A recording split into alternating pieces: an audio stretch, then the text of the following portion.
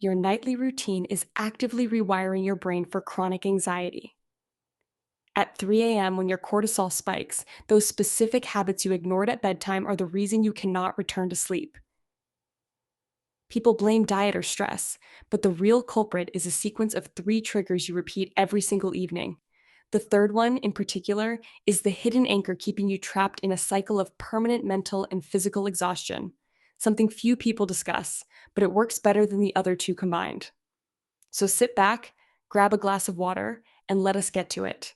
The first habit wrecking your mental health is something you likely do every single night, scrolling your phone until the very last second before you close your eyes. It is not just about the content you consume, though that certainly adds fuel to the fire. It is the light itself. The screen of your smartphone emits a powerful dose of short wavelength blue light, which is scientifically designed to mimic the intensity of a midday sun. When this light hits your retinas, it sends a direct signal to the suprachiasmatic nucleus in your brain, essentially telling your biological clock that it is time to be alert. A 2017 study published in the Journal of Sleep Research found that participants who used smartphones within 30 minutes of bed experienced a 22% increase in sleep onset latency. That is a fancy way of saying it takes you significantly longer to fall asleep, and when you do, your sleep is fragmented and shallow. When your sleep is interrupted in this way, you do not enter the deepest stages of non-rapid eye movement sleep where your brain processes emotional memories. This leaves your amygdala, the emotional center of your brain, unregulated, leading to a hair trigger response the next day. Think about that. Your mood swings are not a character flaw. They are a physiological reaction to the light from your own hands. Now, here's where it gets interesting, because the second habit is much more subtle. You might be avoiding the phone, but you are probably keeping your bedroom too warm. Did you know your core body temperature needs to drop by about 2 to 3 degrees Fahrenheit for you to initiate and maintain deep sleep? If your bedroom is kept at 72 degrees or higher, your body struggles to achieve this drop. This is why a hot summer night feels so draining compared to a cool, crisp winter evening. In 2019, researchers at the National Institutes of Health conducted a study where they tracked temperature profiles over a 12-month period for thousands of participants. They found a direct measurable correlation between ambient bedroom temperatures above 70 degrees and self-reported irritability, high cortisol levels, and even symptoms of seasonal affective disorder. When your body is fighting to dump heat, it releases norepinephrine, a stress hormone that keeps you in a state of high arousal. You might wake up feeling like you slept, but your nervous system feels like it ran a marathon. If you are finding this helpful, hit subscribe. I drop videos like this every week to help you optimize your baseline.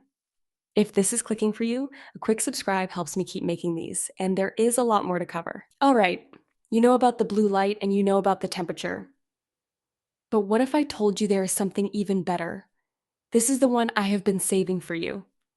The third habit is the most pervasive, yet the most ignored. It is the misalignment between your internal circadian rhythm and your social obligations.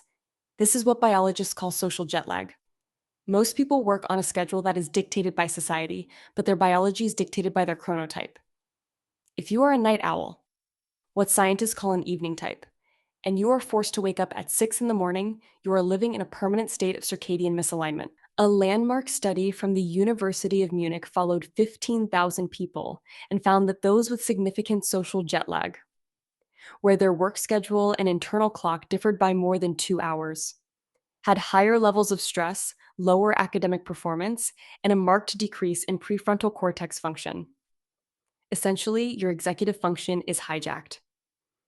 You aren't lazy, and you aren't failing.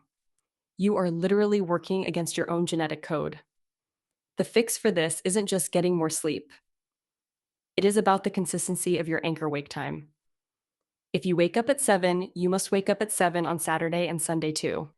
The moment you let that anchor slide, you reset your body clock to a new time zone, creating a Monday morning experience that is identical to flying from New York to London and back every single weekend.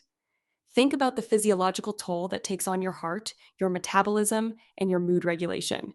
It is essentially a weekly trauma to your endocrine system. Let that sink in for a second. Once you see it this way, you cannot unsee it. Your mood, your focus, and your resilience are all tethered to these three simple biological levers: light exposure, core temperature, and circadian consistency. You do not need to overhaul your entire life to feel better. You just need to respect the biological hardware you were born with. Start tonight.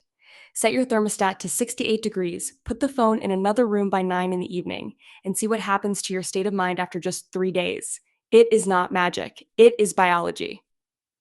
You will find that the fog clears, your patience returns, and you start waking up with a sense of clarity you thought was lost to adulthood. So there you go.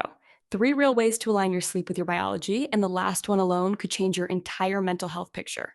If you got value from this, share it with someone who needs to hear it and subscribe so you do not miss the next one.